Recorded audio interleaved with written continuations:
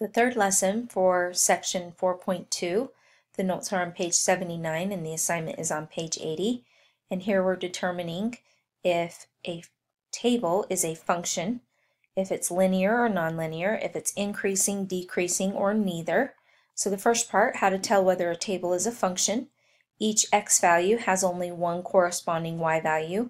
If you remember the definition of a function, it's a rule that assigns to each input exactly one output. So each input, or x value, has exactly one output or y value. This is not a function because the 2 has an output of 4 and an output of 5. This one would be a function because we have one y value for every x value. And then if we look at linear versus nonlinear, linear, the x and the y values increase or decrease at a constant rate. So we would be able to write the equation in slope-intercept form, y equals mx plus b. So if we look at this table right here, we can see that yes, we do have a function. We have an increase of 2 on the y values and an increase of 1 on the x values. So our slope would be 2, and it's at a constant rate, therefore it would be linear.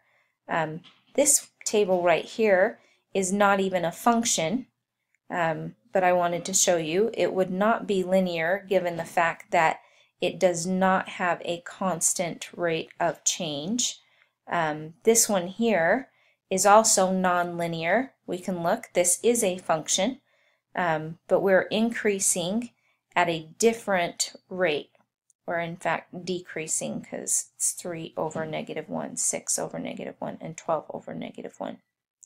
So as we look right here, how to tell whether a table is increasing or decreasing, we're going to see what the slope is. So if we indeed have a function, we're going to look at what the rate of change is. So we have a slope of 2 over negative 1, which gives me a slope of negative 2.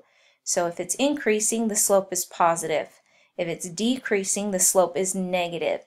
If it's neither, the slope is 0 or undefined.